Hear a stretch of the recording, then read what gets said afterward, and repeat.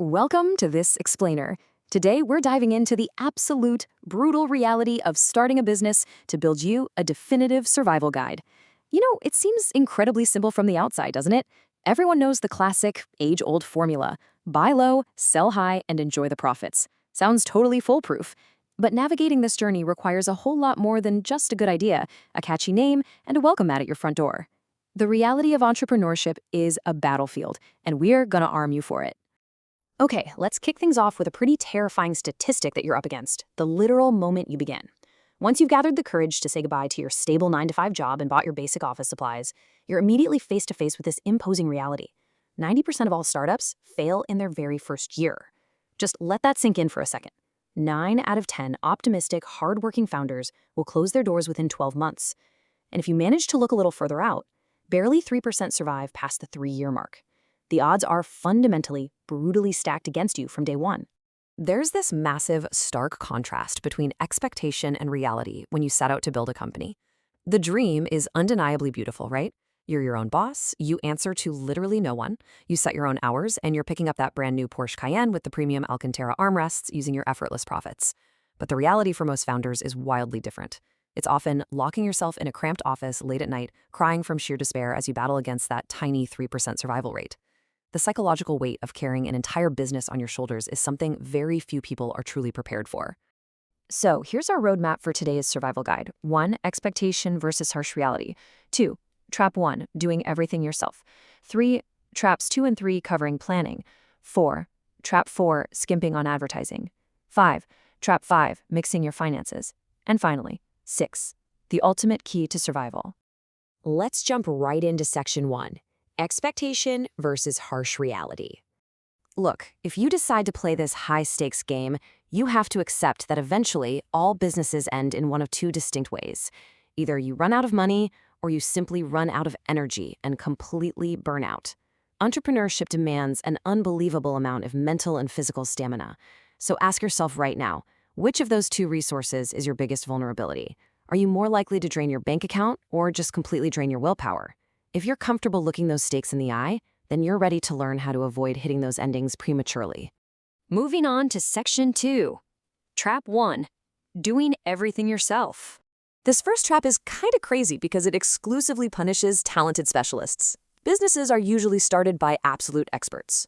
Great cooks open restaurants, talented programmers launch apps, amazing designers start creative agencies. But performing a specialized service and actually running a company? Those are two completely different disciplines. Your core skill, the cooking, the coding, the designing, is just one tiny slice of the pie. Suddenly, your daily duties violently expand. You've got to figure out how to attract clients, control the finances, manage complex sales cycles, and put out constant, exhausting operational fires. Founders quickly get crushed under the weight of this massive workload, simply because they weren't prepared for the sheer volume of non-specialized tasks landing on their desk every single morning.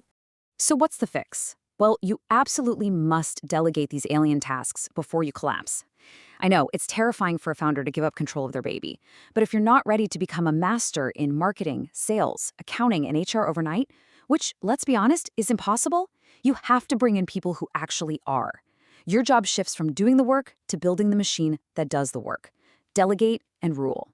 Otherwise, the workload will absolutely break you, and your business will fail simply because you refuse to let go of the reins. That brings us to section 3. Traps 2 and 3. Planning. You might have a super idea that you are incredibly passionate about. You might spend nights dreaming about how it's going to change the world. But just because your mom, your grandma, and, your cat love your idea for a revolutionary 6-wheeled bicycle, doesn't mean you should rush out to rent an expensive office, hire a team, and take out massive bank loans. You have to hit your face on the real market. You need to find actual human beings willing to buy your product before you spend a year in isolation developing it. Get out there, send proposals, talk to strangers. And remember this golden rule. Negative feedback is pure gold, and the only positive feedback that truly counts is actual money changing hands. Compliments definitely don't pay the rent. Once you know there is real paying demand, you need a plan. And a business plan isn't a thick, useless stack of papers you print out just to prop up a wobbly table. Think of it like this. If your goal is to make 1 million rubles a month, you need a precise map to get there. It could mean securing 1,000 sales, making 1,000 rubles in net profit on each one. That's simple math, but you have to ask the hard practical questions to make that a reality. How many client meetings does it take to get those 1,000 sales? What's your conversion rate? How much ad spend is required to generate those meetings? Breaking down a giant, intimidating financial goal into these precise, manageable daily actions is exactly what saves you from unnecessary costs and wasted effort. Next up, Section 4. Trap 4. Skimping on advertising. Here's a hard truth. Most businesses don't close because their product is bad. They close because of a complete lack of client flow. Without a constant stream of new leads and client calls ringing off the hook, your business is like a sailing regatta in a dead calm. You're just floating there, going nowhere, waiting to run out of supplies. Making a product that people genuinely need is only task number 1. Task number 2, which is honestly much harder, is actually telling the world about it. There's an old saying that every single founder should memorize and live by. If you have $4 to your name, 3 of them should go directly into advertising. Let's look at the tragic timeline of Ivan the designer as a perfect practical example of what happens when you ignore this. Ivan designed incredibly expensive interiors for the wealthy, relying purely on organic word of mouth. When an economic crisis hit, those wealthy clients entirely dried up. So Ivan smartly pivoted to a new, affordable product for the working class. He wrote a brilliant plan, gathered a great team, but then he arrogantly, actually scratched that, it was more naively, assumed he didn't need to pay for advertising because of his past success. He published a single post on Instagram and just waited for the masses to flock to him. 0 clients arrived. The lesson is brutal but simple. His old followers weren't his new target audience. You must always be ready to pay, and pay well, for client acquisition. All right, Section 5. Trap 5. Mixing your finances. This financial snowball spirals out of control incredibly fast when founders treat their business bank account like a personal piggy bank. First, you pinch just a little money from a new project to buy something you personally want, maybe a nice dinner out or a new laptop. You tell yourself, I'll put it back. Then, a bill suddenly comes due for an older project, so you use client funds from a brand new project to cover it. Before you know it, tax season arrives, and you look at your accounts and realize they are completely empty. This dangerous habit inevitably leads to massive cash flow gaps, frozen bank accounts, and serious legal trouble where you'll be wishing you had a highly paid lawyer on speed dial to save you. Business is fundamentally about money, and you've got to learn to accurately count it. The money that lands in your checking account, that is not your money. To find your true profit, you start with your total revenue, and then you strictly, methodically subtract your taxes, contractor fees, and variable costs like your internet and phone bills.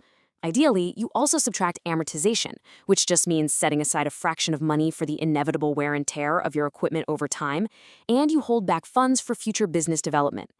Only after all those strict deductions are made is the remaining amount actually yours to take home.